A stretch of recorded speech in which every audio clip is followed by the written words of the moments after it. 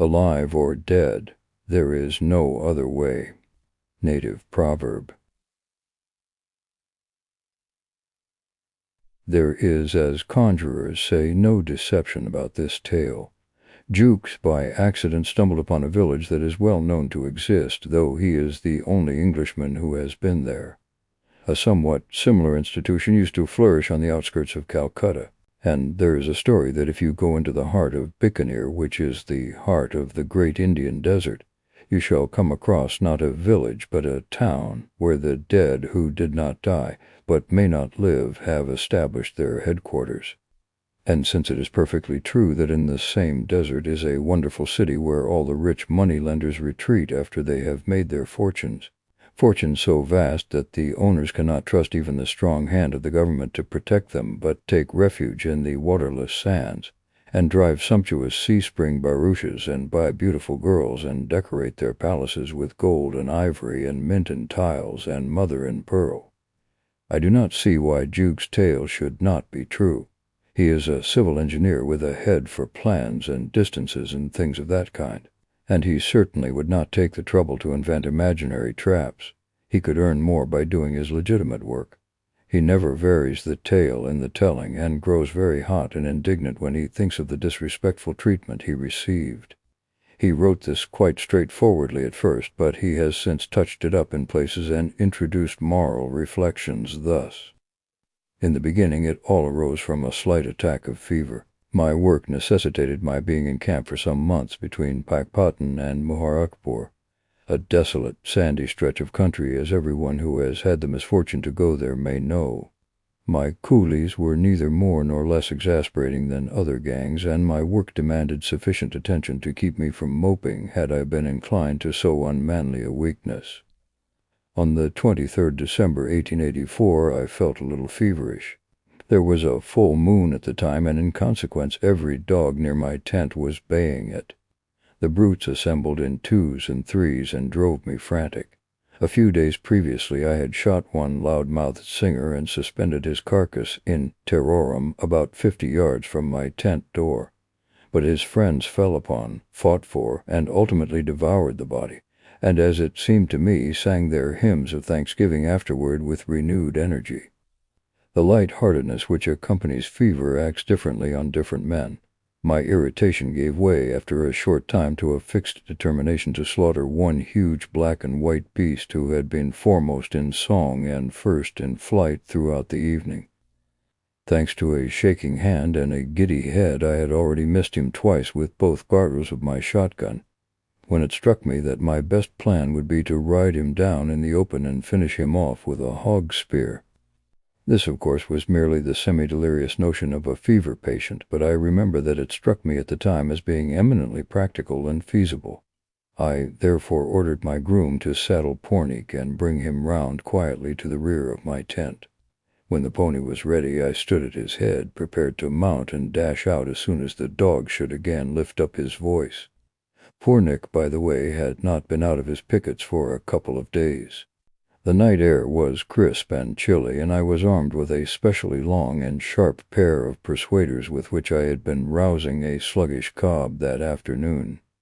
You will easily believe, then, that when he was let go he went quickly. In one moment, for the brute bolted as straight as a die, the tent was left far behind, and we were flying over the smooth sandy soil at racing speed. In another we had passed the wretched dog, and I had almost forgotten why it was that I had taken the horse and hog spear.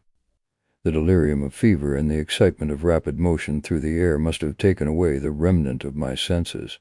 I have a faint recollection of standing upright in my stirrups and of brandishing my hog spear at the great white moon that looked down so calmly on my mad gallop, and of shout-log challenges to the camel-thorn bushes as they whizzed past. Once or twice I believe I swayed forward on Pornic's neck and literally hung on by my spurs, as the marks next morning showed. The wretched beast went forward like a thing possessed over what seemed to be a limitless expanse of moonlit sand. Next, I remember, the ground rose suddenly in front of us, and as we topped the ascent I saw the waters of the Sutlej shining like a silver bar below. Then Pornic blundered heavily on his nose, and we rolled together down some unseen slope. I must have lost consciousness, for when I recovered I was lying on my stomach in a heap of soft white sand, and the dawn was beginning to break dimly over the edge of the slope down which I had fallen. As the light grew stronger, I saw that I was at the bottom of a horseshoe-shaped crater of sand, opening on one side directly on the shoals of the Sutlej. My fever had altogether left me, and with the exception of a slight dizziness in the head, I felt no bad effects from the fall overnight. Pornic, who was standing a few yards away, was naturally a good deal exhausted, but had not hurt himself in the least. His saddle, a favorite polo one, was much knocked about and had been twisted under his belly. It took me some time to put him to rights, and in the meantime I had ample opportunities of observing the spot into which I had so foolishly dropped.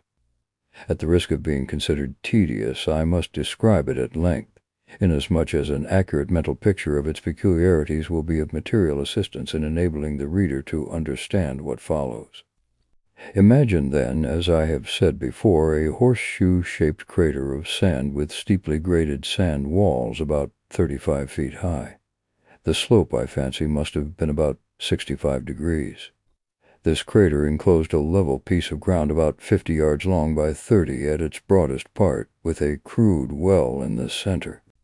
Round the bottom of the crater, about 3 feet from the level of the ground proper, ran a series of 83 semicircular, ovoid, square, and multilateral holes, all about 3 feet at the mouth. Each hole on inspection showed that it was carefully shored internally with driftwood and bamboos, and over the mouth a wooden dripboard projected like the peak of a jockey's cap for 2 feet. No sign of light was visible in these tunnels, but a most sickening stench pervaded the entire amphitheater, a stench fouler than any which my wanderings in Indian villages have introduced me to. Having remounted Pornic, who was as anxious as I to get back to camp, I rode round the base of the horseshoe to find some place whence an exit would be practicable. The inhabitants, whoever they might be, had not thought fit to put in appearance, so I was left to my own devices. On my first attempt to rush Pornic up the steep sandbanks showed me that I had fallen into a trap exactly on the same model as that which the ant-lion sets for its prey.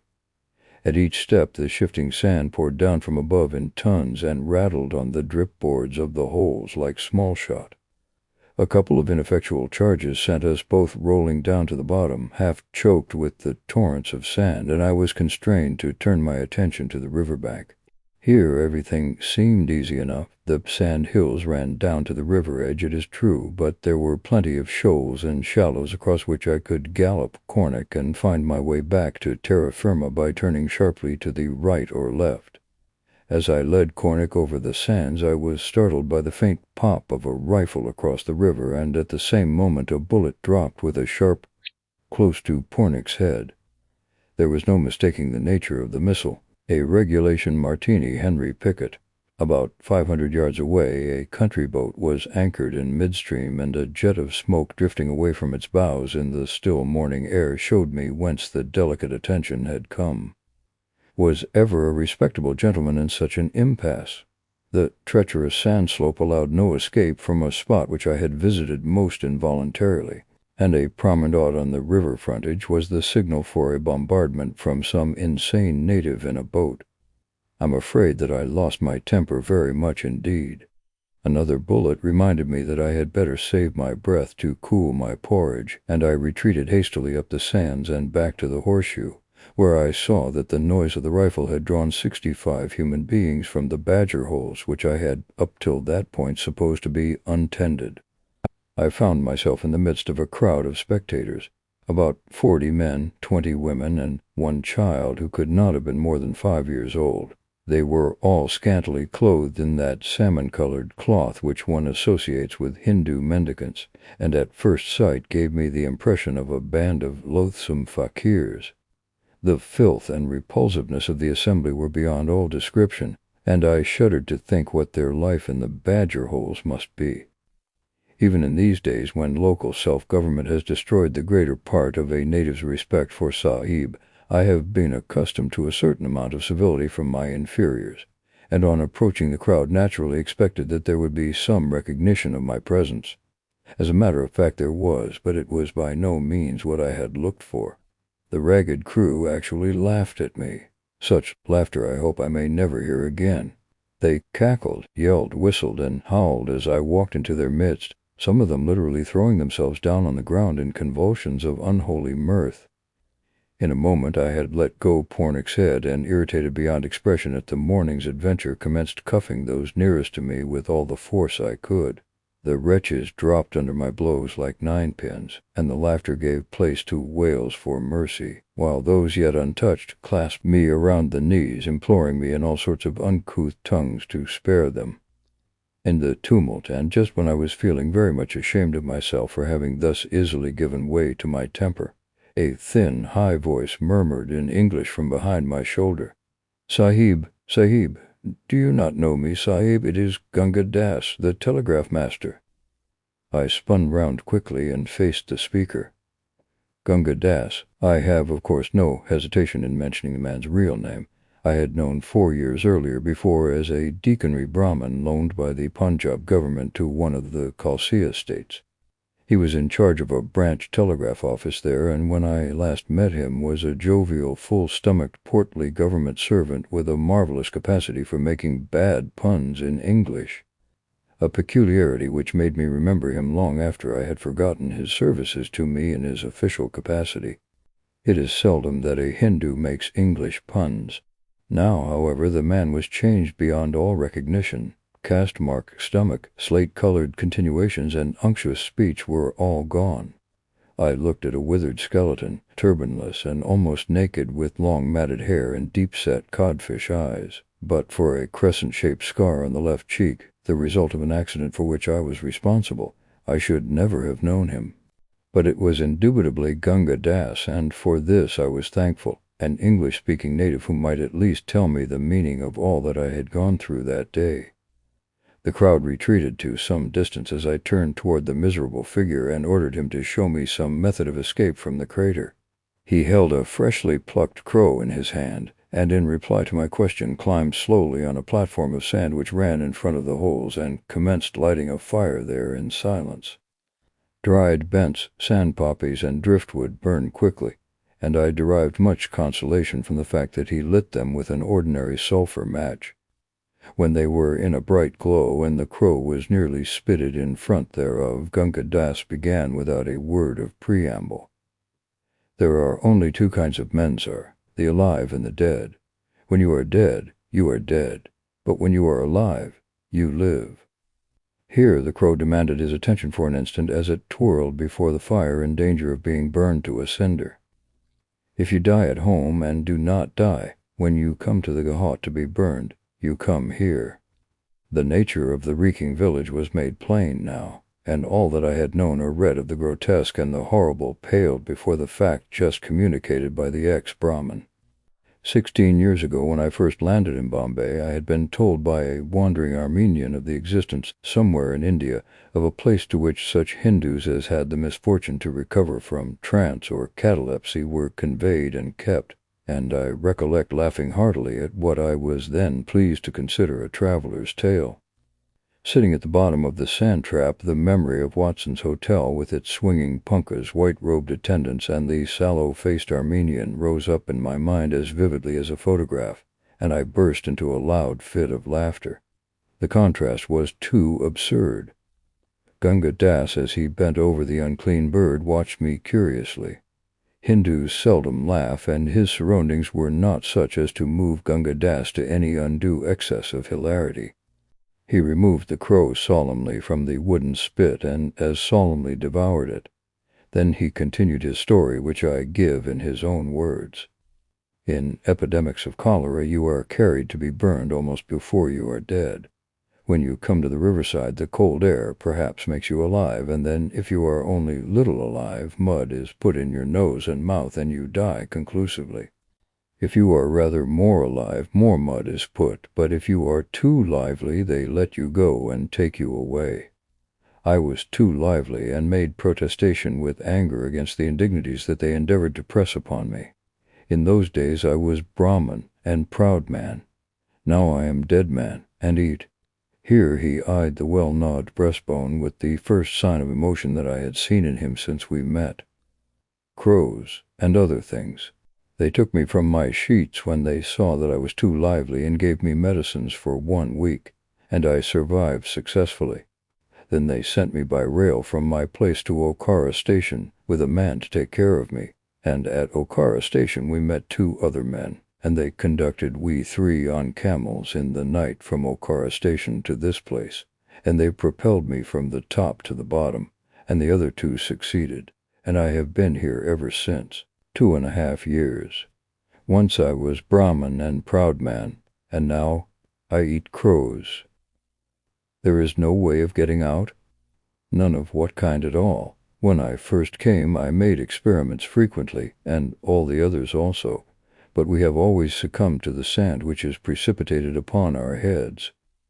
But surely, I broke in at this point, the riverfront is open, and it is worth while dodging the bullets while at night. I had already matured a rough plan of escape which a natural instinct of selfishness forbade me sharing with Gunga Das. He, however, divined my unspoken thought almost as soon as it was formed, and to my intense astonishment gave vent to a long, low chuckle of derision. The laughter, be it understood, of a superior, or at least of an equal. "You will not," he had dropped the "sir" completely after his opening sentence, "make any escape that way, but you can try. I have tried, once only." The sensation of nameless terror and abject fear which I had in vain attempted to strive against overmastered me completely. My long fast, it was now close upon 10 o'clock, and I had eaten nothing since tiffin on the previous day, combined with the violent and unnatural agitations of the ride, had exhausted me, and I verily believe that for a few minutes I acted as one mad. I hurled myself against the pitiless sand slope. I ran round the base of the crater, blaspheming and praying by turns. I crawled out among the sedges of the riverfront, only to be driven back each time in an agony of nervous dread by the rifle bullets which cut up the sand round me. For I dared not face the death of a mad dog among that hideous crowd, and finally fell, spent and raving, at the curb of the well. No one had taken the slightest notion of an exhibition which makes me blush hotly even when I think of it now. 2 or 3 men trod on my panting body as they drew water, but they were evidently used to this sort of thing, and had no time to waste upon me. The situation was humiliating.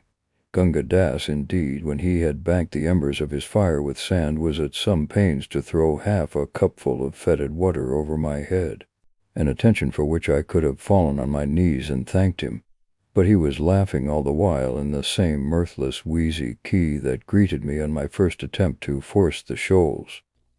And so, in a semi-comatose condition, I lay till noon. Then, being only a man after all, I felt hungry, and intimated as much to Gunga Das, whom I had begun to regard as my natural protector. Following the impulse of the outer world when dealing with natives, I put my hand into my pocket and drew out 4 annas. The absurdity of the gift struck me at once, and I was about to replace the money. Gunga Das, however, was of a different opinion. "Give me the money," said he, "all you have, or I will get help, and we will kill you." All this as if it were the most natural thing in the world. A Briton's first impulse, I believe, is to guard the contents of his pockets.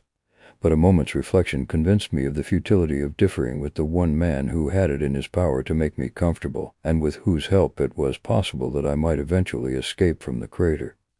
I gave him all the money in my possession, Rs. 9, 8, 5, 9 rupees, 8 annas, and 5 pi, for I always kept small change as baksheesh when I am in camp. Gunga Das clutched the coins and hid them at once in his ragged loincloth, his expression changing to something diabolical as he looked round to assure himself that no one had observed us. "Now, I will give you something to eat," said he. What pleasure the possession of my money could have afforded him I am unable to say, but inasmuch as it did give him evident delight, I was not sorry that I had parted with it so readily, for I had no doubt that he would have had me killed if I had refused. One does not protest against the vagaries of a den of wild beasts, and my companions were lower than any beasts. While I devoured what Gunga had provided, a coarse chapati and a cupful of the foul well water, The people showed not the faintest sign of curiosity, that curiosity which is so rampant as a rule in an Indian village. I could even fancy that they despised me. At all events, they treated me with the most chilling indifference, and Gunga Das was nearly as bad. I plied him with questions about the terrible village and received extremely unsatisfactory answers. So far as I could gather, it had been in existence from time immemorial, whence I concluded that it was at least a century old, and during that time no one had ever been known to escape from it. I had to control myself here with both hands, lest the blind terror should lay hold of me a second time and drive me raving round the crater. Gunga Das took a malicious pleasure in emphasizing this point and in watching me wince. Nothing that I could do would induce him to tell me who the mysterious "they" were. "It is so ordered," he would reply, "and I do not yet know anyone who has disobeyed the orders." "Only wait till my servants find that I am missing," I retorted, "and I promise you that this place will be cleared off the face of the earth, and I'll give you a lesson in civility, too, my friend. Your servants would be torn in pieces before they came near this place, and besides, you are dead, my dear friend. It is not your fault, of course, but none the less, you are dead and buried." At irregular intervals, supplies of food, I was told, were dropped down from the land side into the amphitheater, and the inhabitants fought for them like wild beasts. When a man felt his death coming on, he retreated to his lair and died there. The body was sometimes dragged out of the hole and thrown onto the sand, or allowed to rot where it lay. The phrase "thrown onto the sand" caught my attention, and I asked Gunga Das whether this sort of thing was not likely to breed a pestilence. "That," said he, with another of his wheezy chuckles, "you may see for yourself subsequently. You will have much time to make observations." Whereat, to his great delight, I winced once more and hastily continued the conversation. "And how do you live here from day to day? What do you do?" The question elicited exactly the same answer as before, coupled with the information that this place is like your European heaven. There is neither marrying nor giving in marriage. Gunga Das had been educated at the mission school, and, as he himself admitted, had he only changed his religion like a wise man, might have avoided the living grave which was now his portion. But as long as I was with him, I fancy he was happy. Here was Sahib, a representative of the dominant race, helpless as a child and completely at the mercy of his native neighbors. In a deliberate, lazy way, he set himself to torture me as a schoolboy would devote a rapturous half-hour to watching the agonies of an impaled beetle, or as a ferret in a blind burrow might glue himself comfortably to the neck of a rabbit. The burden of his conversation was that there was no escape, of no kind whatever, and that I should stay here till I died and was thrown onto the sand. If it were possible to forejudge the conversation of the damned on the advent of a new soul in their abode, I should say that they would speak as Gunga Das did to me throughout that long afternoon. I was powerless to protest or answer, all my energies being devoted to a struggle against the inexplicable terror that threatened to overwhelm me again and again. I can compare the feeling to nothing except the struggles of a man against the overpowering nausea of the Channel Passage. Only my agony was of the spirit, and infinitely more terrible. As the day wore on, the inhabitants began to appear in full strength to catch the rays of the afternoon sun, which were now sloping in at the mouth of the crater. They assembled in little knots and talked among themselves without even throwing a glance in my direction. About 4 o'clock, as far as I could judge, Gunga Das rose and dived into his lair for a moment, emerging with a live crow in his hands. The wretched bird was in a most draggled and deplorable condition, but seemed to be in no way afraid of its master. Advancing cautiously to the river front, Gunga Das stepped from tussock to tussock until he had reached a smooth patch of sand directly in the line of the boat's fire. The occupants of the boat took no notice. Here he stopped, and with a couple of dexterous turns of the wrist pegged the bird on its back with outstretched wings. As was only natural, the crow began to shriek at once and beat the air with its claws. In a few seconds the clamor had attracted the attention of a bevy of wild crows on a shawl a few hundred yards away, where they were discussing something that looked like a corpse. Half a dozen crows flew over at once to see what was going on, and also, as it proved, to attack the pinioned bird. Gunga Das, who had lain down on a tussock, motioned to me to be quiet, though I fancied this was a needless precaution. In a moment, and before I could see how it happened, a wild crow who had grappled with the shrieking and helpless bird was entangled in the latter's claws, swiftly disengaged by Gunga Das, and pegged down beside its companion in adversity. Curiosity, it seemed, overpowered the rest of the flock, and almost before Gunga Das and I had time to withdraw to the tussock, 2 more captives were struggling in the upturned claws of the decoys. So the chase, if I can give it so dignified a name, continued until Gunga Das had captured 7 crows. 5 of them he throttled at once, reserving 2 for further operations another day. I was a good deal impressed by this, to me, novel method of securing food, and complimented Gunga Das on his skill. "It is nothing to do," said he. "Tomorrow you must do it for me. You are stronger than I am." This calm assumption of superiority upset me not a little, and I answered peremptorily, "Indeed, you old ruffian, what do you think I have given you money for?" "Very well," was the unmoved reply. "Perhaps not tomorrow, nor the day after, nor subsequently, but in the end, and for many years, you will catch crows and eat crows, and you will thank your European God that you have crows to catch and eat." I could have cheerfully strangled him for this, but I judged it best under the circumstances to smother my resentment. An hour later I was eating one of the crows, and, as Gunga Das had said, thanking my God that I had a crow to eat. Never as long as I live shall I forget that evening meal. The whole population were squatting on the hard sand platform opposite their dens, huddled over tiny fires of refuse and dried rushes. Death, having once laid his hand upon these men and forborne to strike, seemed to stand aloof from them now. For most of our company were old men, bent and worn and twisted with years, and women aged to all appearance as the fates themselves.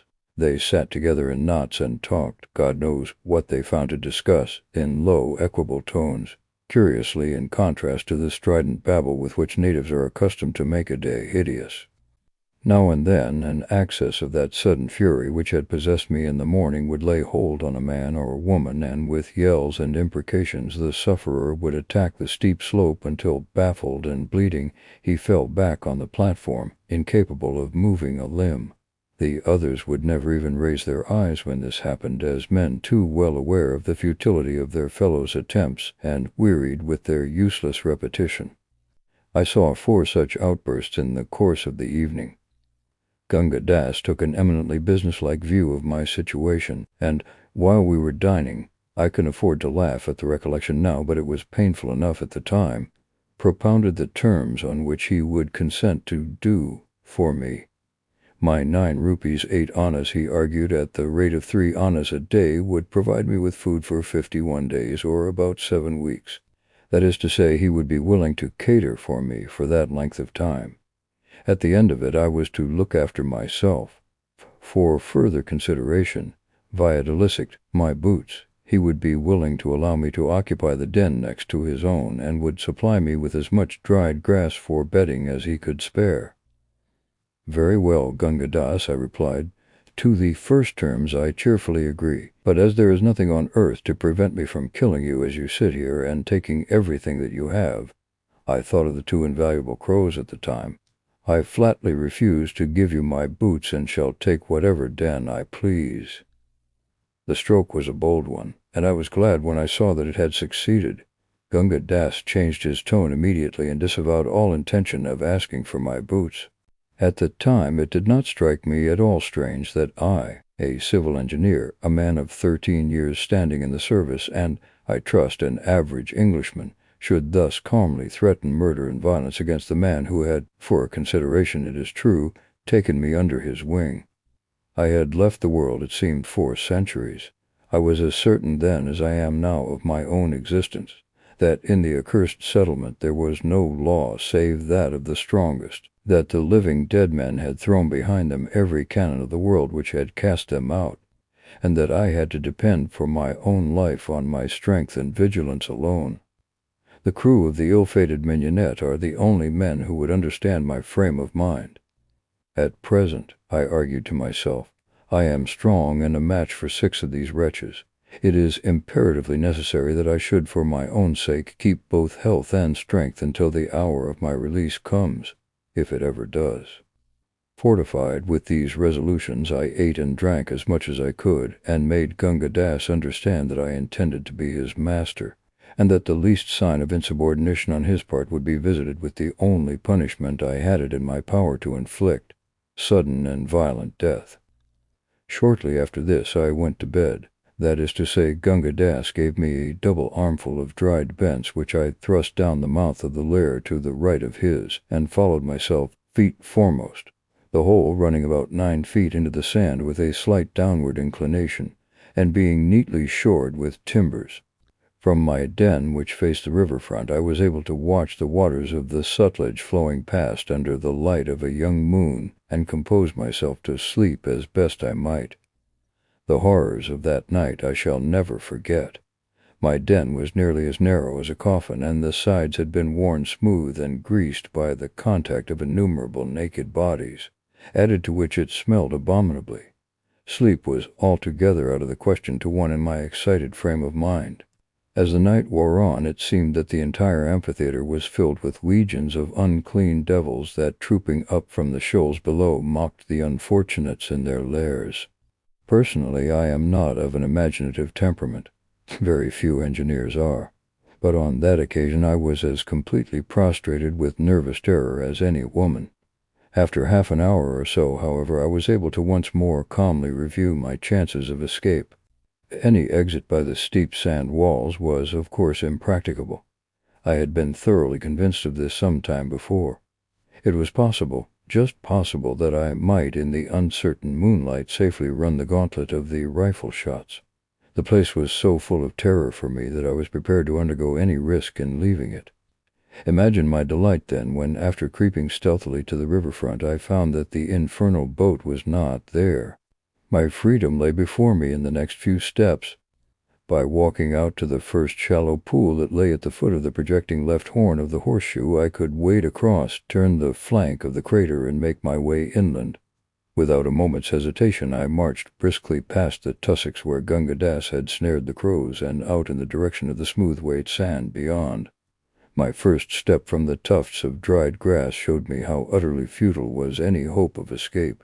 For as I put my foot down, I felt an indescribable drawing, sucking motion of the sand below. Another moment and my leg was swallowed up nearly to the knee. In the moonlight, the whole surface of the sand seemed to be shaken with the devilish delight at my disappointment. I struggled clear, sweating with terror and exertion, back to the tussocks behind me, and fell on my face.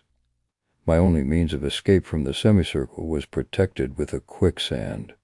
How long I lay I have not the faintest idea, but I was roused at last by the malevolent chuckle of Gunga Das at my ear. "I would advise you, protector of the poor," the ruffian was speaking English, "to return to your house. It is unhealthy to lie down here. Moreover, when the boat returns, you will most certainly be rifled at." He stood over me in the dim light of the dawn, chuckling and laughing to himself. Suppressing my first impulse to catch the man by the neck and throw him onto the quicksand, I rose sullenly and followed him to the platform below the barrows. Suddenly and futilely, as I thought while I spoke, I asked, "Gunga Das, what is the good of the boat if I can't get out anyhow?" I recollect that even in my deepest trouble I had been speculating vaguely on the waste of ammunition in guarding an already well-protected foreshore. Gunga Das laughed again and made answer, "They have the boat only in daytime. It is for the reason that there is a way. I hope we shall have the pleasure of your company for much longer time. It is a pleasant spot when you have been here some years and eaten roast crow long enough." I staggered, numbed and helpless, toward the fetid barrel allotted to me, and fell asleep. An hour or so later I was awakened by a piercing scream, the shrill, high-pitched scream of a horse in pain. Those who have once heard it will never forget the sound. I found some little difficulty in scrambling out of my barrel. When I was in the open, I saw Pornic, my poor old Pornic, lying dead on the sandy soil. How they had killed him I could not guess. Gunga Das explained that horse was better than crow, and greatest good of greatest number, his political maxim, We are now a republic, Mr. Jukes, and you are entitled to a fair share of the beast. If you like, we will pass a vote of thanks. Shall I propose?" Yes, we were a republic indeed. A republic of wild beasts penned at the bottom of a pit to eat and fight and sleep till we died. I attempted no protest of any kind, but sat down and stared at the hideous sight in front of me. In less time almost than it takes me to write this, Pornick's body was divided in some unclear way or other. The men and women had dragged the fragments onto the platform and were preparing their normal meal. Gunga Dass cooked mine. The almost irresistible impulse to fly at the sand walls until I was wearied laid hold of me afresh, and I had to struggle against it with all my might. Gunga Dass was offensively jocular till I told him that if he addressed another remark of any kind whatever to me I should strangle him where he sat. This silenced him till silence became insupportable, and I bade him say something. "You will live here till you die, like the other Ferengi," he said, coolly watching me over the fragment of gristle that he was gnawing. "What other Sahib? You swine, speak at once, and don't stop to tell me a lie." "He is over there," answered Gunga Dass, pointing to a barrow mouth about 4 doors to the left of my own. "You can see for yourself. He died in the barrow as you will die, and as I will die, and as all these men and women and the one child will also die." "For pity's sake, tell me all you know about him. Who was he? When did he come, and when did he die?" This appeal was a weak step on my part. Gunga Dass only leered and replied, "I will not, unless you give me something first."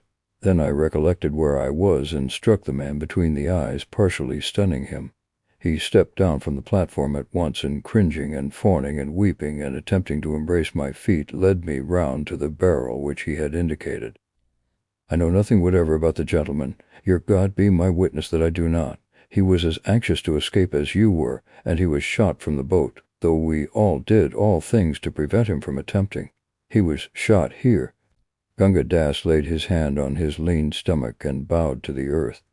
"Well, and what then? Go on." And then, Your Honor, we carried him to his house and gave him water and put wet cloths on the wound, and he laid down in his house and gave up the ghost." "In how long? In how long?" "About half an hour after he received his wound. I called Vishnu to witness," yelled the wretched man, "that I did everything for him, everything which was possible that I did." He threw himself down on the ground and clasped my ankles, but I had no doubts about Gunga Dass's benevolence, and kicked him off as he lay protesting. "I believe you robbed him of everything he had, but I can find out in a minute or two. How long was the Sahib here?" "Nearly a year and a half. I think he must have gone mad. But hear me swear, protector of the poor, won't your honor hear me swear that I never touched an article that belonged to him? What is your worship going to do?" I had taken Gunga Dass by the waist and had hauled him onto the platform opposite the deserted barrow. As I did so, I thought of my wretched fellow prisoner's unspeakable misery among all these horrors for 18 months, and the final agony of dying like a rat in a hole, with a bullet wound in the stomach. Gunga Dass fancied I was going to kill him and howled pitifully. The rest of the population, in the plethora that follows a full flesh meal, watched us without stirring. "Go inside, Gunga Dass," said I, "and fetch it out." I was feeling sick and faint with horror now. Gunga Dass nearly rolled off the platform and howled aloud. "But I am Brahman, Sahib, a high-caste Brahman. By your soul, by your father's soul, do not make me do this thing. Brahman or no Brahman, by my soul and my father's soul, in you go," I said, and seizing him by the shoulders I crammed his head into the mouth of the burrow, kicked the rest of him in, and sitting down covered my face with my hands. At the end of a few minutes I heard a rustle and a creak, then Gunga Dass in a sobbing, choking whisper speaking to himself, then a soft thud, and I uncovered my eyes. The dry sand had turned the corpse entrusted to its keeping into a yellow-brown mummy. I told Gunga Dass to stand off while I examined it. The body, clad in an olive-green hunting suit, much stained and worn with leather pads on the shoulders, was that of a man between 30 and 40, above middle height, with light sandy hair, long mustache, and a rough, unkempt beard. The left canine of the upper jaw was missing, and a portion of the lobe of the right ear was gone. On the second finger of the left hand was a ring, a shield-shaped bloodstone set in gold with a monogram that might have been either BK or BL. On the third finger of the right hand was a silver ring in the shape of a coiled cobra, much worn and tarnished. Gunga Das deposited a handful of trifles he had picked out of the barrow at my feet, and, covering the face of the body with my handkerchief, I turned to examine these. I give the full list in the hope that it may lead to the identification of the unfortunate man. 1. Bowl of a briar-wood pipe, serrated at the edge, much worn and blackened, bound with string at the crew. 2. 2 patent lever keys, wards of both broken. 3. Tortoiseshell-handled penknife, silver or nickel, nameplate marked with monogram BK. 4. Envelope postmarked undecipherable bearing a Victorian stamp, addressed to Miss Mon, rest illegible, Ham, N.T. 5. Imitation crocodile skin notebook with pencil, first 45 pages blank, 4.5 illegible, 15 others filled with private memoranda relating chiefly to 3 persons, a Mrs. L. Singleton, abbreviated several times to Lot Single, Mrs. S. May, and Garmison, referred to in places as Jerry or Jack. 6. Handle of a small-sized hunting knife, blade snapped short, buckhorn, diamond cut, with swivel and ring on the butt, fragment of cotton cord attached. It must not be supposed that I inventoried all of these things on the spot as fully as I have here written them down. The notebook first attracted my attention, and I put it in my pocket with a view to studying it later on. The rest of the articles I conveyed to my barrow for safety's sake, and there being a methodical man, I inventoried them. I then returned to the corpse and ordered Gunga Das to help me carry it out to the riverfront. While we were engaged in this, the exploded shell of an old brown cartridge dropped out of one of the pockets and rolled at my feet. Gunga Das had not seen it, and I fell to thinking that a man does not carry exploded cartridge cases, especially browns, which will not bear loading twice, about with him when shooting. In other words, that cartridge case had been fired inside the crater. Consequently, there must be a gun somewhere. I was on the verge of asking Gunga Das, but checked myself, knowing that he would lie. We laid the body down on the edge of the quicksand by the tussocks. It was my intention to push it out and let it be swallowed up, the only possible mode of burial that I could think of. I ordered Gunga Das to go away. Then I gingerly put the corpse out on the quicksand. In doing so, it was lying face downward. I tore the frail and rotten khaki shooting coat open, disclosing a hideous cavity in the back. I have already told you that the dry sand had, as it were, mummified the body. A moment's glance showed that the gaping hole had been caused by a gunshot wound. The gun must have been fired with the muzzle almost touching the back. The shooting coat, being intact, had been drawn over the body after death, which must have been instantaneous. The secret of the poor wretch's death was plain to me in a flash. Someone of the crater, presumably Gunga Das, must have shot him with his own gun, the gun that fitted the brown cartridges. He had never attempted to escape in the face of the rifle fire from the boat.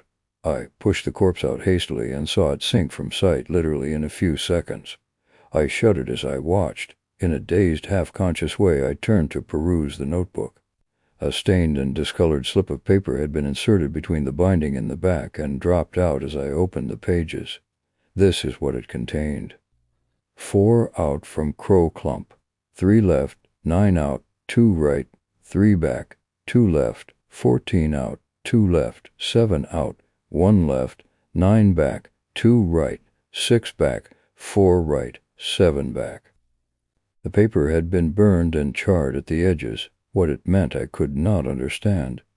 I sat down on the dried bench, turning it over and over between my fingers until I was aware of Gunga Das standing immediately behind me with glowing eyes and outstretched hands. "Have you got it?" he panted. "Will you not let me look at it also? I swear that I will return it." "Got what? Return what?" I asked. "That which you have in your hands. It will help us both." He stretched out his long bird-like talons, trembling with eagerness. "I could never find it," he continued. "He had secreted it about his person. Therefore I shot him, but nevertheless I was unable to obtain it." Gunga Das had quite forgotten his little fiction about the rifle bullet. I received the information perfectly calmly. Morality is blunted by consorting with the dead who are alive. What on earth are you raving about? What is it you want me to give you? The piece of paper in the notebook. It will help us both. Oh, you fool, you fool, can you not see what it will do for us? We shall escape. His voice rose almost to a scream, and he danced with excitement before me. I own I was moved at the chance of my getting away. Don't skip. Explain yourself. Do you mean to say that this slip of paper will help us? What does it mean? Read it aloud. Read it aloud, I beg, and I pray you to read it aloud. I did so. Gunga Das listened delightfully and drew an irregular line in the sand with his fingers. See now, it was the length of his gun barrels without the stock. I have those barrels, 4 gun barrels out from the place where I caught Cruz, straight out, do you follow me? Then 3 left. How well I remember when that man worked it out night after night. Then 9 out, and so on. Out is always straight before you cross the quicksand. He told me so before I killed him. But if you knew all this, why didn't you get out before? I did not know it. He told me that he was working it out 1.5 years ago, and how he was working it out night after night when the boat had gone away, and he could get out near the quicksand safely. Then he said that we would get away together. But I was afraid that he would leave me behind one night when he had worked it all out, and so I shot him. Besides, it is not advisable that the men who once get in here should escape. Only I. And I am a Brahmin. The prospect of escape had brought Gunga Das's caste back to him. He stood up, walked about, and gesticulated violently. Eventually I managed to make him talk soberly, and he told me how this Englishman had spent 6 months night after night in exploring inch by inch the passage across the quicksand, how he had declared it to be simplicity itself up to within about 20 yards of the river bank after turning the flank of the left horn of the horseshoe. This much he had evidently not completed when Gunga Das shot him with his own gun. In my frenzy of delight at the possibilities of escape, I recollect shaking hands effusively with Gunga Das, after we had decided that we were to make an attempt to get away that very night. It was weary work waiting throughout the afternoon. About 10 o'clock, as far as I could judge, when the moon had just risen above the lip of the crater, Gunga Das made a move for his burro to bring out the gun barrels, whereby to measure our path. All the other wretched inhabitants had retired to their lairs long ago. The Guardian boat drifted downstream some hours before, and we were utterly alone by the crow clump. Gunga Das, while carrying the gun barrels, let slip the piece of paper which was to be our guide. I stooped down hastily to recover it, and as I did so I was aware that the diabolical Brahmin was aiming a violent blow at the back of my head with the gun barrels. It was too late to turn round. I must have received the blow somewhere on the nape of my neck. 100,000 fiery stars danced before my eyes, and I fell forwards senseless at the edge of the quicksand. When I recovered consciousness, the moon was going down, and I was sensible of intolerable pain in the back of my head. Gunga Das had disappeared, and my mouth was full of blood. I lay down again and prayed that I might die without more ado. Then the unreasoning fury which I had before mentioned laid hold upon me, and I staggered inland toward the walls of the crater. It seemed that someone was calling to me in a whisper, "Sahib, Sahib, Sahib," exactly as my bearer used to call me in the morning. I fancied that I was delirious until a handful of sand fell at my feet. Then I looked up and saw a head peering down into the amphitheater. The head of Danu, my dog boy, who attended to my colleagues. As soon as he had attracted my attention, he held up his hand and showed a rope. I motioned, staggering to and fro for a while, that he should throw it down. It was a couple of leather punga ropes knotted together with a loop at one end. I slipped the loop over my head and under my arms, heard Danu urge something forward, was conscious that I was being dragged face downward up the steep sand slope, and the next instant found myself choked and half fainting on the sand hills overlooking the crater. Danu, with his face ashy gray in the moonlight, implored me not to stay but to get back to my tent at once. It seems that he had tracked Pornick's footprints 14 miles across the sands to the crater, had returned and told my servants, who flatly refused to meddle with anyone, white or black, once fallen into the hideous village of the dead. Whereupon Danu had taken one of my ponies and a couple of punker ropes, returned to the crater, and hauled me out as I have described. To cut a long story short, Danu is now my personal servant on a gold mower a month, a sum which I still think far too little for the services he has rendered. Nothing on earth will induce me to go near that devilish spot again, or to reveal its whereabouts more clearly than I have done. Of Gunga Das I have never found a trace, nor do I wish to do so. My sole motive in giving this to be published is the hope that someone may possibly identify from the details and the inventory which I have given above the corpse of the man in the olive-green hunting suit.